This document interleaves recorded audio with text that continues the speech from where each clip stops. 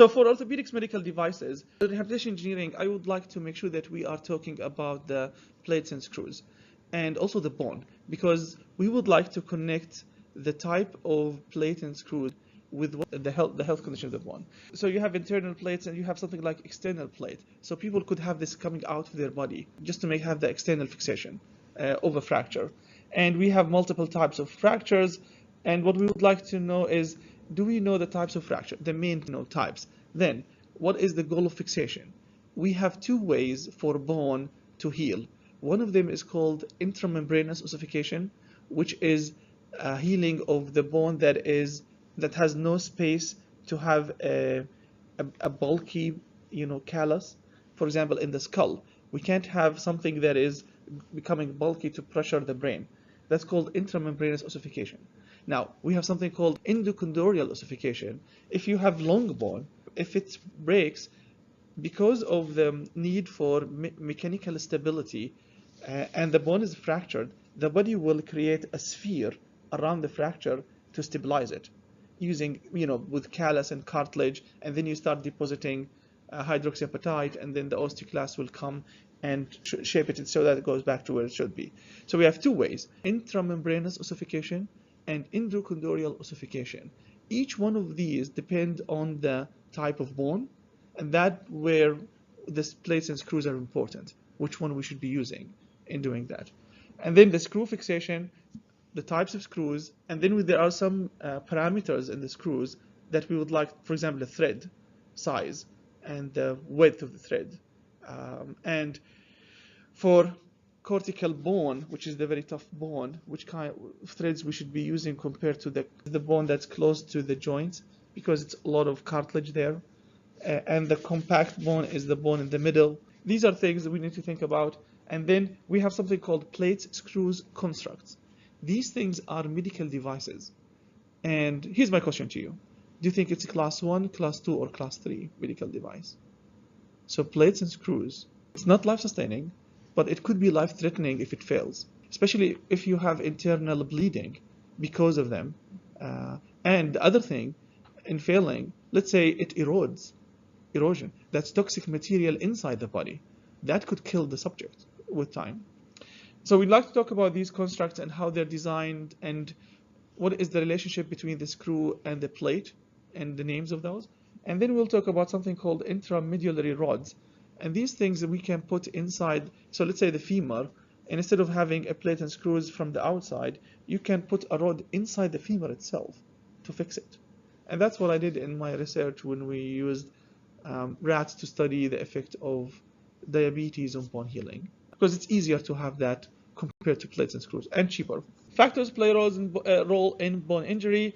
Bone loads, mostly compressive, tensile. It's only if you are holding, lifting something with your hand, the weight is going to pull on the hand itself.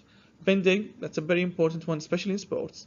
And then torsion, that's also another thing. So there's a lot of different loads, mechanical loads that affect us. It's two things, the magnitude and the direction, that can result in fracture. So if you have, a large load, but the direction is, compressive, longitudinal, the bone will withstand it. But if it's tilted or there's torsion on it, that's going to create fracture immediately. So those are things we keep in mind. And so the load rate, remember fatigue, the frequency of how much, the cyclic loading that can create internal fractures. Now, factors relating to bone, also the material property. Remember, bone is a material, and it's made mainly of calcium salts and phosphate salts. So tricalcium phosphate and calcium sulfate. Those are the materials that makes the bone. First of all, bone is non-homogeneous. Do you remember from material science what is the scientific term for non-homogeneous? Do you remember the phases, that we have different phases in a material? So each phase will have different composition. So the bone itself is not homogeneous. You will find places in bone that you have more phosphate, more potassium, more calcium, because of the osteoclast and osteoblast balance. And all of this depend on something called the mechanotransduction. If your bone is exposed to large loads, you'll have more bone in it, more calcium salts. Our body is optimized. If there is a place that doesn't have a lot of load on it, we are going to be putting that much there. So it's non-homogeneous and isotropic. Do you recall what that means? Let's say the skin. If you stretch the skin on this direction, you will get an elastic modulus. And if you stretch it on that direction, you'll have a different elastic modulus. So direction of load affect the property. That should not be this is not the case in engineered materials. If it's plastic, either way, you should have the same elastic modulus. So these are all complications. And then we have the viscoelasticity, how much water is there in the material. This is an example of bone cement. So bone cements are originally calcium and phosphate salts, right? But they can come from the bone itself. So we can have, let's say, dead bone. We can crush it, right? And then wash it with multiple HCl washes, acids, to remove all the proteins and anything living from there. And then you have this mushy material. You can inject it inside a place, for example, that we have a fracture in one of the vertebrae, right? Those are small, it's very complicated. The only way we can do is just inject it with some cement there. And Stryker is actually the leading company in the world in making bone cements. Now we have other companies, Medtronic, Sofmordanic, and Johnson & Johnson. They're trying to do cements with biologicals, which means proteins and cells to accelerate bone healing. Now, for this bone here, we have two things to keep in mind. We have something called bone induction, osteoinductive, and osteoconductive. Osteoinductive, it's the material that is going to induce cells to do something. So if you have a cement with some proteins that accelerate bone formation, that's osteoinductive. Now, osteoconductive, it's a material that just the cells like to grow on. There are no proteins to add to it. And those are the types of cement you're going to be watching. So on your time, you can look at this YouTube video that shows how Stryker is actually creating this and making these cements as off the shelf for the physician. Just pull it, open, put it in a syringe, and inject.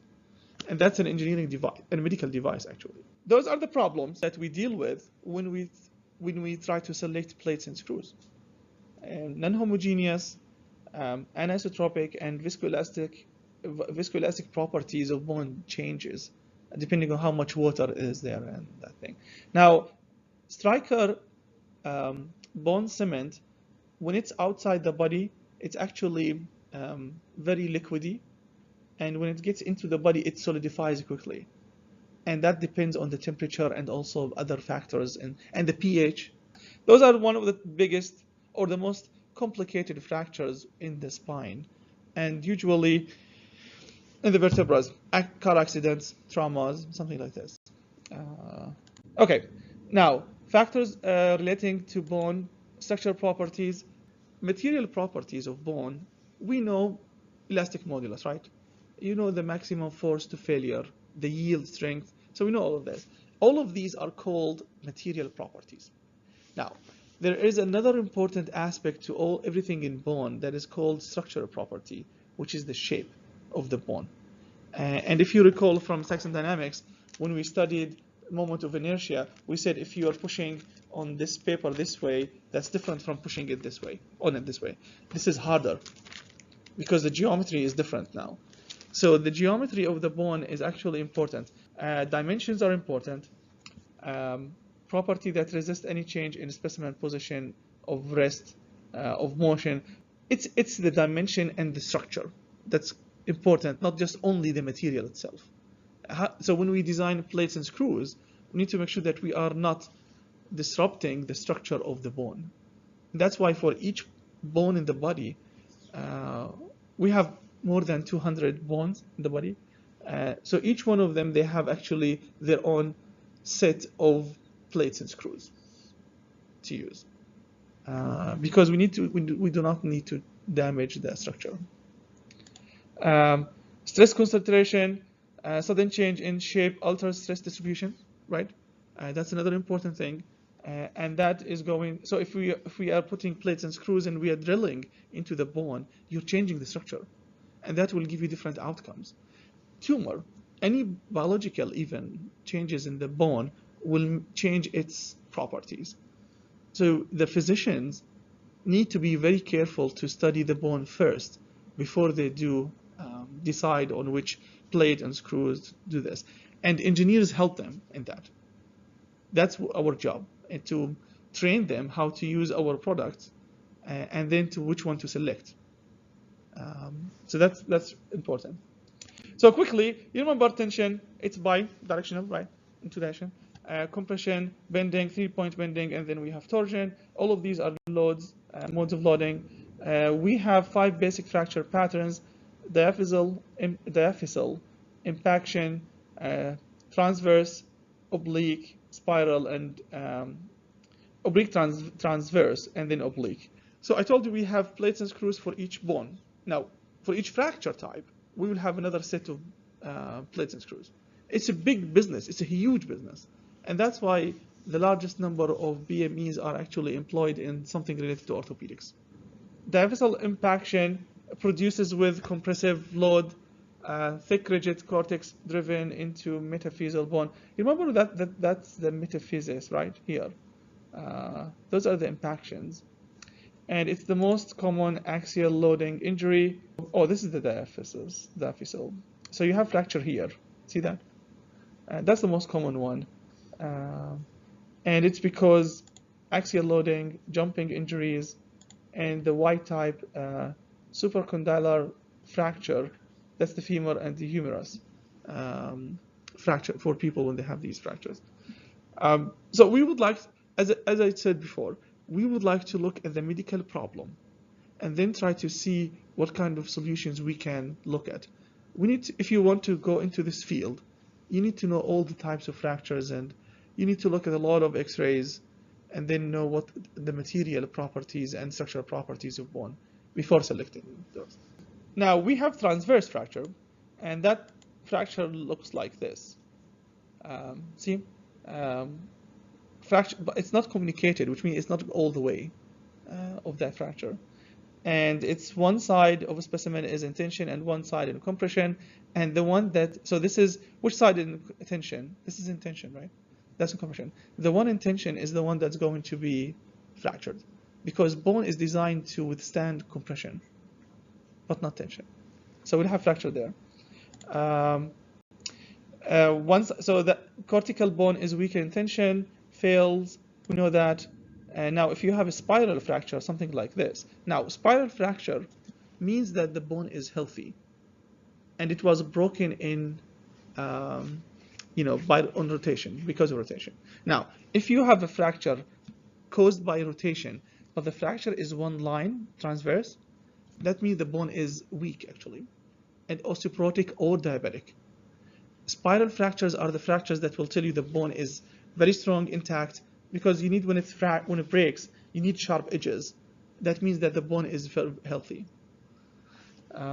So combined loading patterns of tension and compression fails at right angle of tension load, creating a spiral, rotating of spiral, opposite rotation of torque, and common in sport injuries. Now, we can have something like oblique fracture. That also means something about the health of the bone, right? It's healthy, but not as healthy as the spiral fracture. And there's something wrong actually in the bone. And there's something not 100% healthy.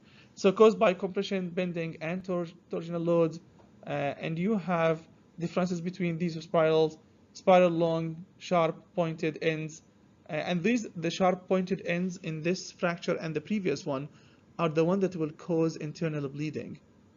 That's why we need to have intervention quickly. If they were left, it's going to be very dangerous for the subject. And we have oblique, short, blunt ends, and oblique the oblique itself is more difficult to heal because the bone keeps sliding. You need to fix it, very, strongly to have it there. Oblique transverse, caused by compression and bending loads. This is the butterfly fracture. And because you're going to be losing some parts of the bone. That's why we call it butterfly. They will leave the bone structure itself. Partially oblique and partial transverse fail on tensile side, creates transverse crack. When reaching the compression side, fails at 45 degrees and sometimes propagate in two direction. And this is very common in car accidents. So that's what happened. And this piece goes out actually. And that's what we call the butterfly fracture. Now, you need to fix three different points here in this fracture. And there are a lot of ways of fixing this. So physicians, as surgeons, they learn how to do a surgery in a specific way, and then they will die doing the same thing. So what we need to do is, biomedical engineering is one of their main actually tasks in hospitals is to train physicians on using new device plates and screws. Now, our goal, mechanical stability. Remember, that's the first thing. You need to make sure that we have mechanical stability of the fracture site. And in long bone, the body will try to create the callus, the sphere. In flat bone, like the shoulder and the brain, we need to make sure that we don't have this indentation. So the bone healing process is different. And the most important part in the healing process is, which do you think part of the bone is the most important? Do you know the periosteum, which is the sheet that covers the bone? That's called the periosteum. It's filled with stem cells. That's one. This is important for intramembranous ossification. Now, bone marrow in the inside, that's the one that's important for endochondral ossification. So when you have bulky callus, that's because of the bone marrow. If we are trying to do healing on the skull, that should be the intramembranous ossification. So when you have a plate, when you create a plate, you can't have a plate that is pushing on the periosteum and killing the cells there. We need to make sure that we have some design that we are keeping the periosteum intact. That's a big problem. And people did experiments with rats for bone healing. They took the periosteum away. They scratched the periosteum. It didn't heal at all. So removing that very thin layer of bone will not allow bone to heal because we lost all the stem cells there. So mechanical stability is one. Two, compression. We need to make sure that the bone will hold compression. Proper healing process. Now, diabetic bone and osteoporotic bone take 2 to 3 times the normal bone healing time. If it heals, actually. So that's the problem. If that heals, we need to allow general function of the limb, and also minimize healing time. That's a big problem, especially for elderly people and diabetic and osteoporotic people. Comfort. We need to make sure that we don't have pain. And the bone is filled with sensory nerves. When it breaks, fracture, those are cut, and that's very painful. So we need to make sure that when we do plates and screws, we minimize movement of the bone. And then minimize infection, especially if you have external plates. And external plates are used when we have really, really complicated fractures. So we need to make sure that we don't allow, microbes and bacteria to get inside the friction or viruses. So now we're going into the screws. Those are the parts of the screws that we care about and we design. So head provides surface which for compression act and to put the screw inside the bone. And it turned out that we need the regular ones. They don't work for us because you need more control. And I've seen people in the orthopedic surgery rooms. You will find the physician on top of the table, on top of the subject with a hammer, and they're trying to fix things in the bone. It's stronger than wood. It's calcium and phosphate. So this is like stones, and we need to make sure that we have control and strength. So that's why we have these different designs: the hex, the trox, cruciate, and then we have another hex with different hexagonal, different hoxes, different trox, and I know the ones that they like to use are the ones that are the bottom because it gives more control. and strength to the screw, but they're very expensive. Now we have slotted, cruciated, Phillips. Those are the trocks, hexagonal. This is least came out. So here's the thing: when you put these screws, the intention should always be to take, if they're metal, to take them out. Now people do decide to leave them in the body for a long period of time. When you have this metal in the bone, you'll have something called stress shielding, which means that the metal will take the load and then the body will dissolve the bone around it. We don't need it, right? Because that's called stress shielding. Magnesium is a metal that is now more and more used in plates and screws because it is degradable and the body consumes it. So it's useful for the body. That's a very good metal. But cobalt, chromium, and all the other one is not, titanium become problematic. And again, it depends on the condition of the bone. So if you want to have it fixing this for a very long time, you don't want it to be resolvable. But it's the best, one of the best things that people are using. So the trocks and hexagonal are the most very common in medical industry because we need control on the head of the screw. And then you will have parts of the screw. So we have the head, we talked about it.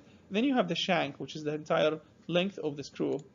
And that's machined, short neck, mostly threads. We have threads on it.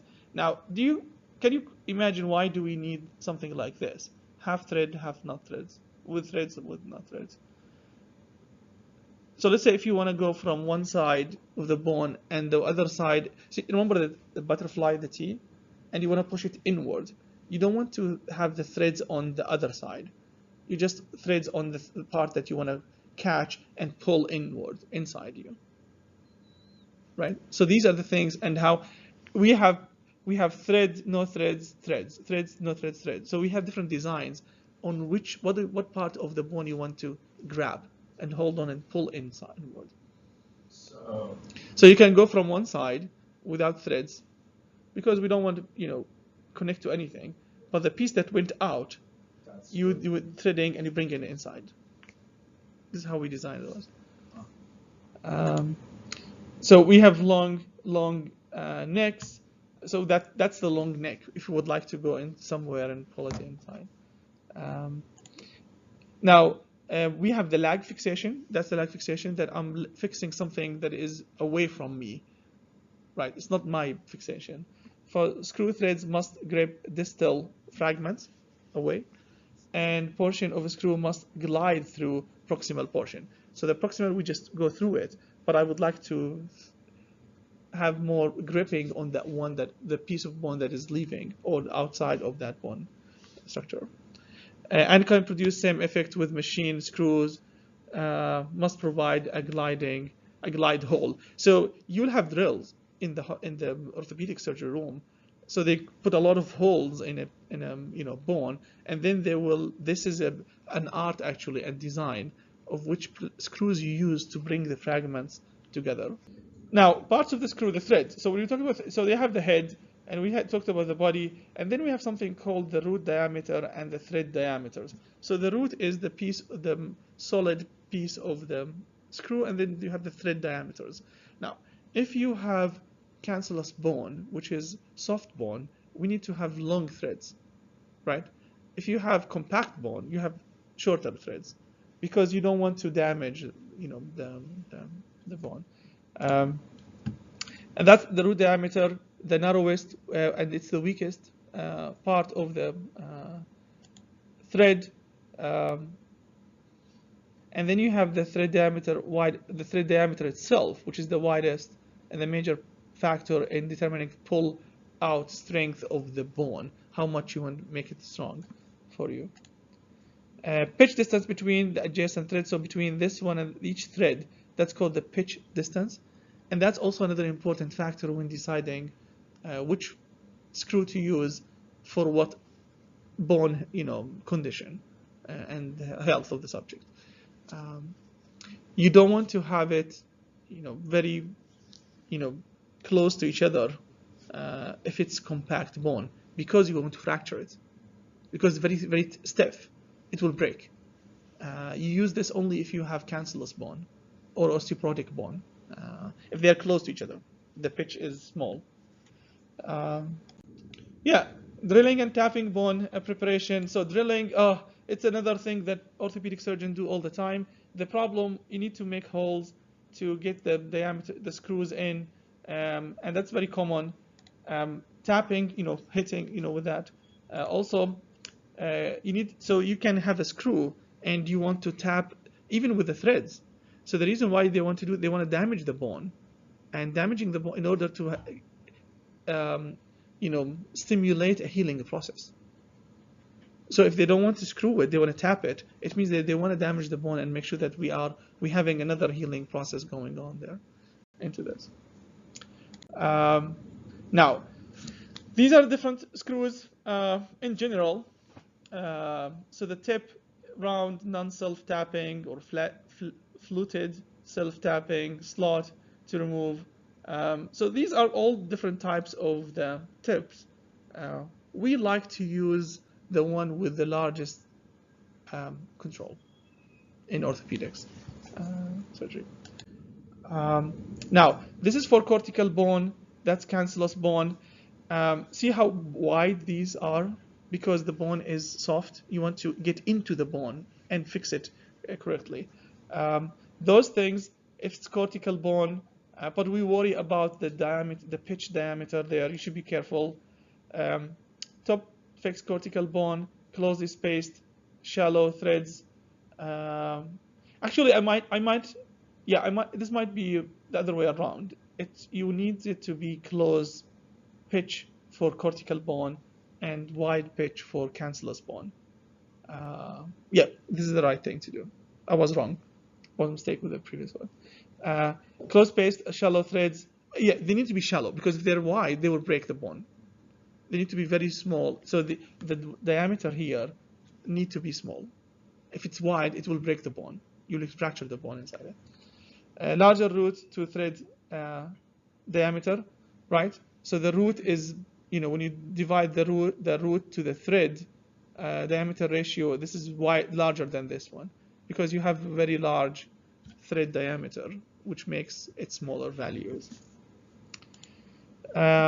This is cancellous bone, metaphyseal bone, deeper cuts threads, and that's, we don't want to have deep threads in cortical bone. Large pitch, almost all self-tapping. So they're like cancellous bone is softer than cortical. So they will have these heads that you can tap on them, or you can just do the screw because it's soft. It's just, you don't need to have a hammer for those. You can just do a screw and push it, and that's what we mean by self-tapping. How to get it there. And then we have headless screws that you have just the threads and you have the smooth part. See how the bone is fractured, and if you want just to bring the pieces together and you don't want to have heads at all, you just want to fix from both sides. See this piece here, if this is long bone, we have an opening, it's like a cylinder right in the middle, these long bones. So you don't need threads in the middle, you just smooth pieces. Yeah, on the sides, on the cortical bone edges of that thing.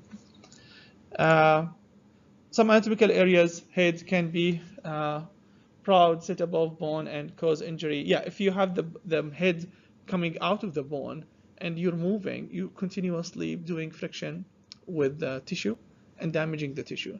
So sometimes we don't need actually any heads coming out above the bone surface to avoid that damage. Because if you want to remove those without the head, you need to cut around it, and people avoid that. So either you leave it or you push it compressively outside, and that will be intentional after a long period of time. But that's a good question. Yep. And then headless screws, prepare for head drilling or tapping. Yep. These are the things to apply compression across fracture, varying pitch length at proximal and distal portion, and you have the lag portion is the one without threads. That's what we call the lag portion. And distal fragment is pulled up in different rates in the way to get that thing into it.